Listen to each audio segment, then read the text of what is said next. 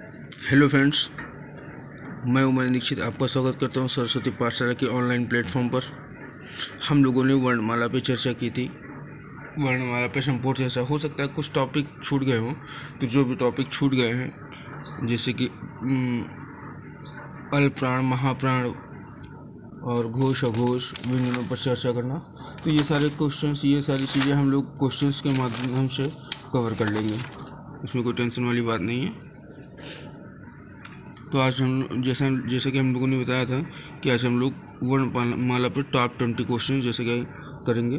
आपने थंबनेल भी देखा होगा, टॉप 20 क्वेश्चन आज हम लोग यहाँ पे करने वाले हैं। आइए शुरू करते हैं।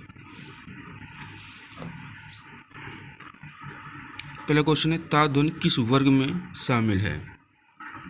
ता ध्वनि किस वर्ग में शामिल है?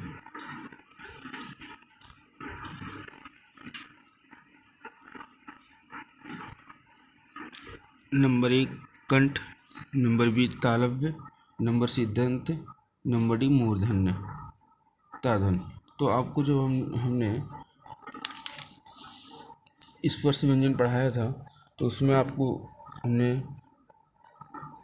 हर वर्ग का उच्चारण स्थान भी बताया था, तो आप उसको अपने नोटबुक में देखिएगा। ता वर्ग का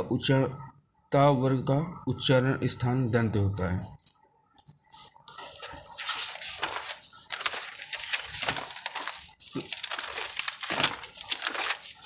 इस प्रकार से हमारा इस क्वेश्चन का सही आंसर क्या होगा? सी, दंत। ठीक है फ्रेंड्स, आगे देखते हैं। ये सारे क्वेश्चन हमने बताए थे आपको। ऋषि वर्णमाला में किसके अंतर्गत आता है? देखिए, स्वर व्यंजन, संयुक्त व्यंजन, द्विगुण व्यंजन। आप खुद सोचिए क्या है। ऋषि व्यंजन, संयुक्त व्यंजन की संख्या कितनी होती है? 4, हमने बताया था। छत्रंग्या, ठीक है, इनकी संख्या क्या होती है? 4, जिसमें होती है छ, त्र, ज्ञा और श्र। ठीक है, संयुक्त व्यंजन हो गए। द्विगुण व्यंजन हमने आपको बताया था, द्विगुण व्यंजन दो होते हैं। ढा,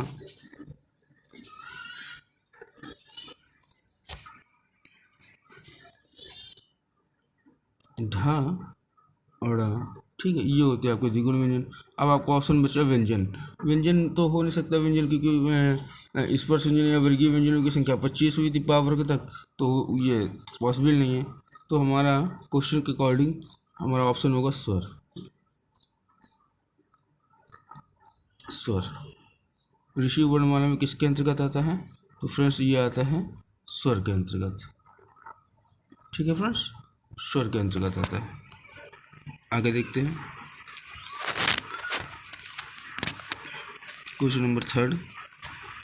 क्वेश्चन नंबर 3 में है,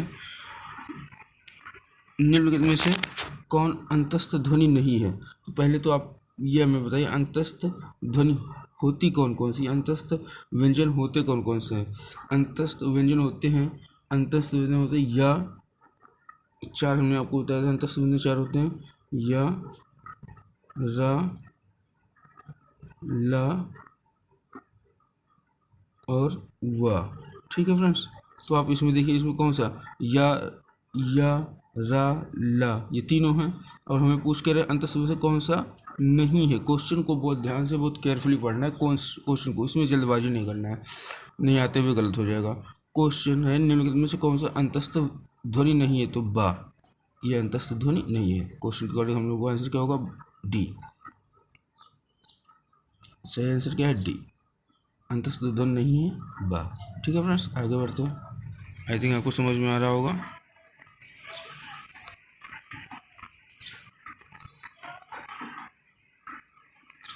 हिंदी वर्णमाला में वर्णों की कुल संख्या?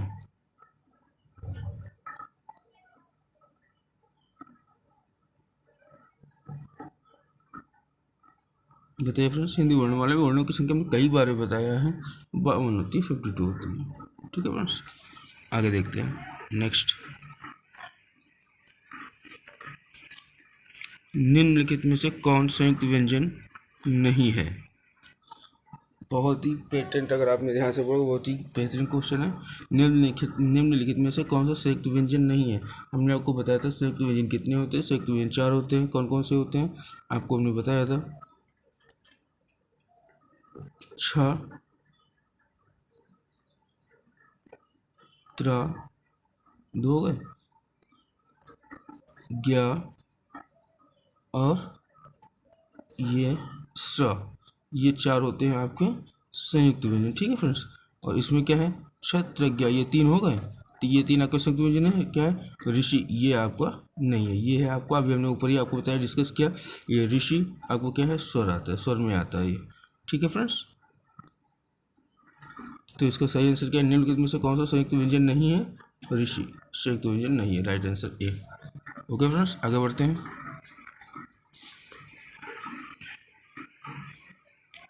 बार बार वही क्वेश्चन में कहा था, ये क्वेश्चन बहुत बार पूछे जाते हैं। दिखा है, अंतस्थ व्यंजनों की संख्या क्या है। अब आप बताइए, अंतस्थ व्यंजनों की संख्या कितनी होती है। अंतस्थ व्यंजनों की संख्या कितनी होती है, बताइए।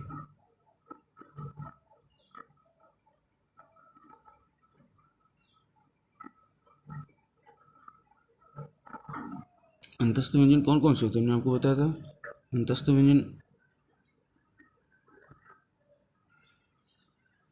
या, र, ल, व। अभी अभी भी हमने ऊपर बताया था, अंतस्थ व्यंजनों की संख्या कितनी होती है। अंतस्थ व्यंजनों की संख्या होती है 4। ठीक है फ्रेंड्स, आगे बढ़ते हैं। ऊष्म व्यंजन, वाह क्या क्वेश्चन। ऊष्म व्यंजन, ऊष्म व्यंजनों की संख्या कितनी होती है।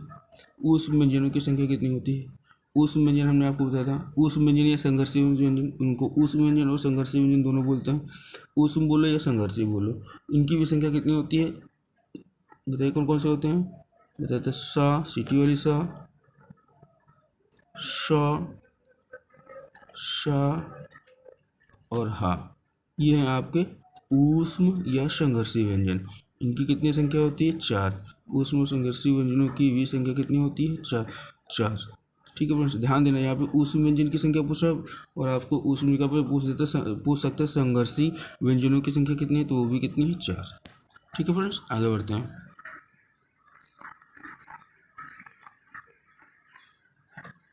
निम्नलिखित में से कौन ओष्ठ व्यंजन है, मतलब कि निम्नलिखित में से कौन सा ओष्ठ ओठों के द्वारा उच्चारण किया जाता है, किया जा सकता है। सोचिए, आप बताइए। हमने जब आपको वर्णमाला पढ़ाया था तो हमने बताया था कौन सा इसमें है व्यंजन जो ओठ से उच्चारण किया जा सकता है। नंबर 6, ये छा जो है आपका आता है चा वर्ग में। छा जो आता है आपका चा वर्ग में, और चा वर्ग का उच्चारण स्थान हमने क्या बताया था आपको, तालु। ठीक है फ्रेंड्स, तालु बताया था। ठीक है, नेक्स्ट है डा, ठ, तो ये आता है आपका टा वर्ग में। ये आपका आता है टा वर्ग में। टा वर्ग का उच्चारण स्थान हमने क्या बताया था, टा वर्ग का उच्चारण स्थान हमने मूर्धन्य बताया था। ठीक है फ्रेंड्स, इससे आपके इसी क्वेश्चन से आपके 4 क्वेश्चन कंप्लीट हो जाएंगे। यानी छा किस में आता है, चा वर्ग में। चा वर्ग का उच्चारण स्थान क्या बताया था, तालु। ठीक है, अब ठा, ये आता है टा वर्ग में। टा वर्ग का उच्चारण स्थान क्या बताया था, टा वर्ग का उच्चारण स्थान फ्रेंड्स होता है मूर्धन्य। था किस में आता है, था आता है ता वर्ग में। ता वर्ग का उच्चारण स्थान क्या बताया था, ता वर्ग का उच्चारण स्थान बताया था दंत। ठीक है, अब इसमें और फा, अब 4th ऑप्शन है फा किस में आता है, पा वर्ग में। पा वर्ग का उच्चारण स्थान क्या होता है, ओष्ठ। पा वर्ग का उच्चारण स्थान क्या होता था, ओष्ठ। तो आपका इस क्वेश्चन के अकॉर्डिंग क्या आंसर सही होगा। क्वेश्चन था कौन सा व्यंजन ओष्ठ व्यंजन है, यानी कि फा, डी ऑप्शन आपका सही होगा। तो फ्रेंड्स, इस हो सकता है फा पूछ रहा है, हो सकता है आगे अगली बार पूछ दे निम्नलिखित में कौन सा व्यंजन दंत व्यंजन है, कौन सा व्यंजन मूर्धन्य व्यंजन है। तो इस तरह से आपकी इस क्वेश्चन के साथ साथ आपके 4-5 क्वेश्चन ऑलरेडी तैयार हो गए। ठीक है फ्रेंड्स,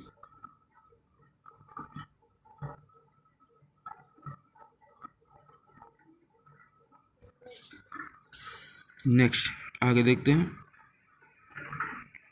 देखिए वही बात है कि ना, तालव्य।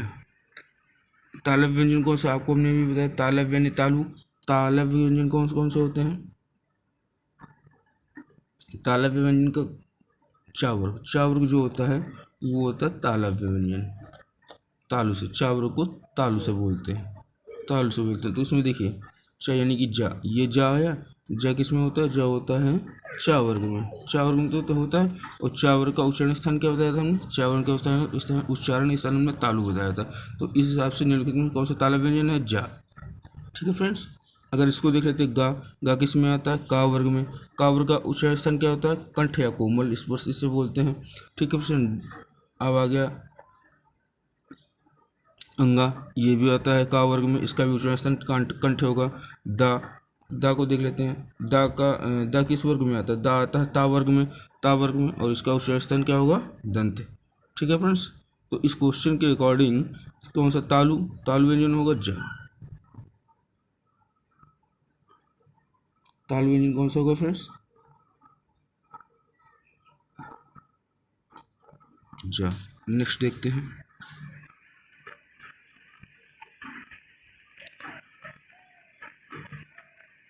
हा वर्ण किसके अंतर्गत आता है। आप देखिए हा वर्ण किसके अंतर्गत आता है, ऑप्शन ए अंतस्थ व्यंजन, ऑप्शन बी ऊष्म, सी संयुक्त व्यंजन, डी द्विगुण व्यंजन। आप एलिमिनेट करना सीख लीजिए कौन सा क्वेश्चन कैसे, जैसे आप ऑप्शन से ही देख लीजिए कौन सा क्वेश्चन से कौन सा होगा, ऑप्शन से क्वेश्चन को कैसे सही किया जाता है ये देखिए। ठीक है फ्रेंड्स,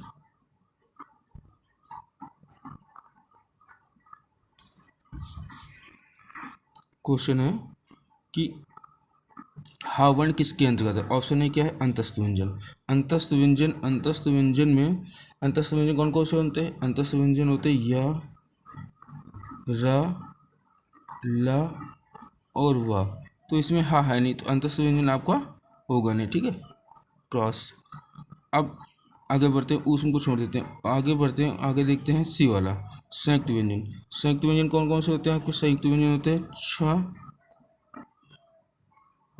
त्र, ज्ञ और श्र। ठीक, इसमें भी हाँ नहीं आया तो आपका संयुक्त व्यंजन भी नहीं होगा। ठीक है फ्रेंड्स, अब आगे देखते हैं डी, डी होता है द्विगुण व्यंजन। द्विगुण व्यंजन में कौन कौन से व्यंजन होते हैं, दो व्यंजन होते हैं द्विगुण में, ढ और ड, ये आपके द्विगुण व्यंजन, इसमें भी नहीं है। अब आपका बचा ऑप्शन, अब आपका बचा है ऑप्शन बी। ठीक है friends, option B, option B में क्या कह रहा है, ऊष्म व्यंजन। ऊष्म व्यंजन जब तीनों रॉन्ग है तो ऊष्म व्यंजन ही सही होगा। फिर देख लेते हैं ऊष्म व्यंजन क्या होते हैं। ऊष्म व्यंजन या संघर्षीय व्यंजन हमने आपको ऊपर बताया, ऊष्म या संघर्षीय व्यंजनों की संख्या 4 होती है, और कौन कौन होते हैं, तीनों सा, यानी कि स और हा। तो ये हा आया कि नहीं आया फ्रेंड्स, हा आ गया। तो ये क्या है, हा वर्ण किसके अंतर्गत आता है, ऊष्म व्यंजन के अंतर्गत आता है। ठीक है friends, right, I think clear हो गया होगा। आगे बढ़ते हैं,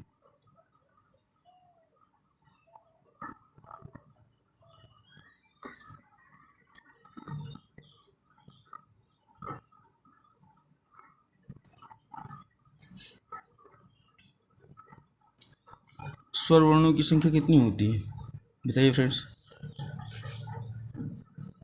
ये तो बहुत ही आसान क्वेश्चन है। स्वर वर्णों की संख्या 11 होती है।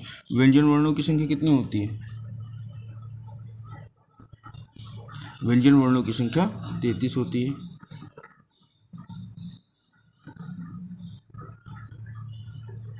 ठीक है फ्रेंड्स,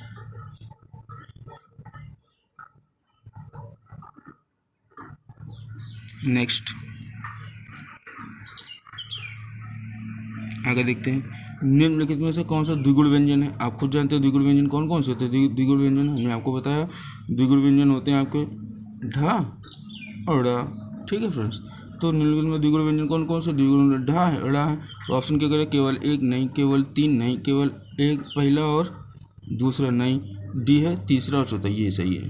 द्विगुण व्यंजन ढा और ड़ा ये दोनों होते हैं, तो ऑप्शन डी दोनों।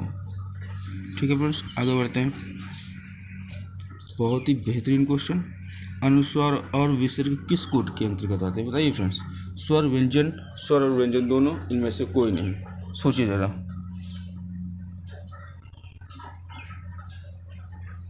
अनुस्वार और विसर्ग किस कोड के अंतर्गत आते हैं, हमने आपको बताया था ये स्वर के अंतर्गत आते हैं।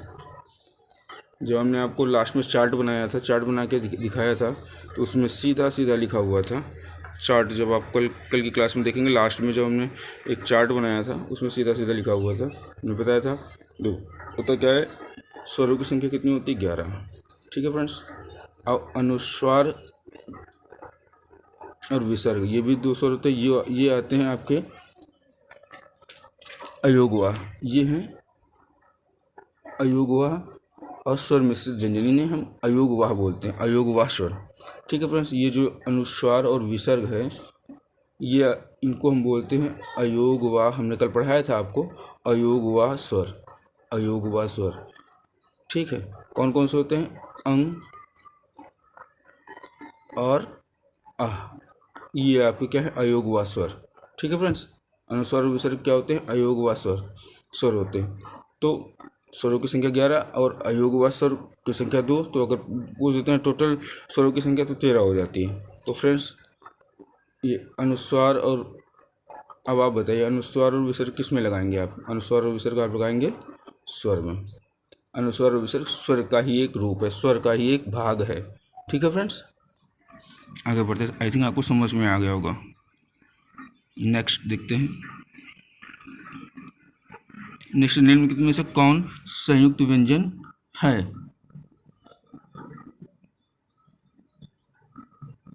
निम्नलिखित में से कौन सा संयुक्त व्यंजन है? ठीक है फ्रेंड्स। देखते हैं संयुक्त, आपको हमने कई बार बता चुके हैं और अभी क्वेश्चन सॉल्व कर रहे थे। 3 से 4 बार ये संयुक्त व्यंजन की चर्चा हम लोग कर चुके हैं। संयुक्त व्यंजनों की संख्या 4 होती है। छत्रंग्या स्रा। ठीक है फ्रेंड्स। छत्रंग्या स्रा। तो फर्स्ट केवल 1, केवल 2, 1, 2, 3, उपयुक्त सभी।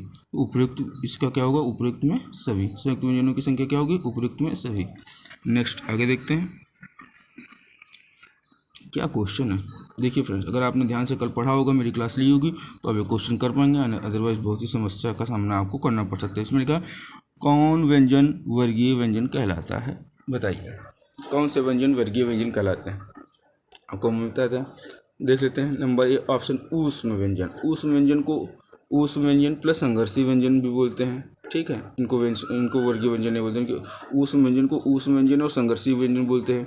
ठीक है फ्रेंड्स। अंतस्थ व्यंजन, अंतस्थ व्यंजन को अंतस्थ व्यंजन प्लस अर्धस्वर भी बोलते हैं। अंतस्थ व्यंजन जो होते हैं उनको अर्धस्वर भी बोलते हैं। ये चीज़ें आपको बहुत अच्छे से पढ़ना है, बहुत अच्छे से अपने दिमाग में रखना है।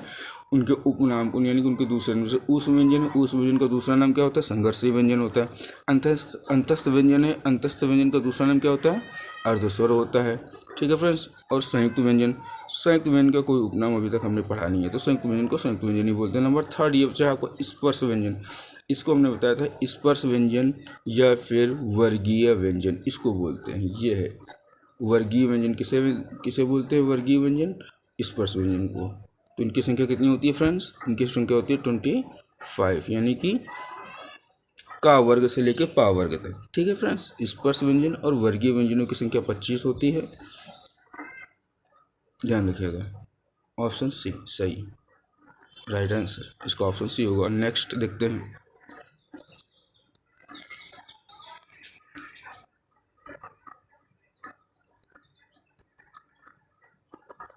निम्नलिखित में से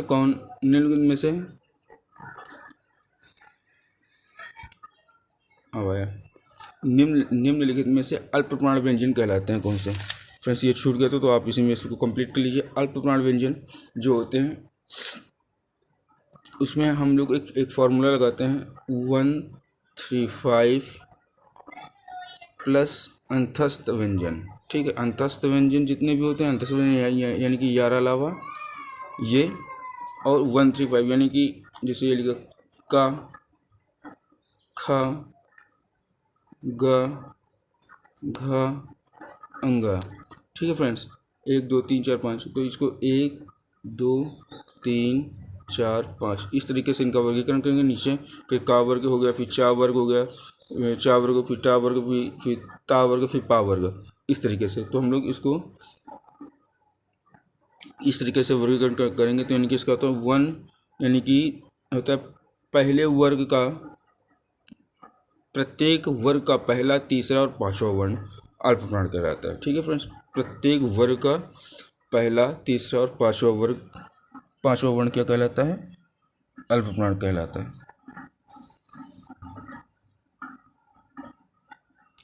तो इसका मतलब इसका ये सही हो गया सी नंबर, तीसरा सही होगा। तो फिर से देख लीजिए 1, 3, 5 यानी कि पहला, तीसरा, पांचवा प्लस अंतस्थ व्यंजन जितने भी होते हैं यार अलावा, ये सब किस में आते हैं? अल्प प्राण में आते हैं friends. Okay friends, I think समझ में आ गया होगा। अब नेक्स्ट देखते हैं, निम्न में से महाप्राण किसे कहते हैं? महाप्राण, अभी अल्प प्राण हो गए तो महाप्राण के लिए आप देख लीजिए, महाप्राण के लिए देख लीजिए, महाप्राण में जब एक प्रत्येक वर्ग का पहला, तीसरा, पांचवा वर्ण हो गया तो अब बचा क्या महाप्राण के लिए? दूसरा और चौथा। देखते हैं इसमें प्रत्येक वर्ग का दूसरा और चौथा वर्ण प्रत्येक वर्ग का दूसरा और चौथा वर्ण ये किस में आता है? महाप्राण में आता है। और इसके साथ साथ यानी कि 24 यानी कि दूसरा और चौथा प्लस ऊष्म व्यंजन, ऊष्म में संघर्षीय व्यंजन जो होते हैं वो आते हैं, वो महाप्राण में रखे जाते हैं फ्रेंड्स। महाप्राण की कोटि में रखे जाते हैं। ओके फ्रेंड्स, आगे देखते हैं। तो इस क्वेश्चन के अकॉर्डिंग क्या सा आंसर सही होगा? इस क्वेश्चन के अकॉर्डिंग हमारा ए ऑप्शन सही होगा, 18 का ए। ओके फ्रेंड्स, आगे देखते हैं। निम्न में से कौन सा घोष व्यंजन कहलाते हैं?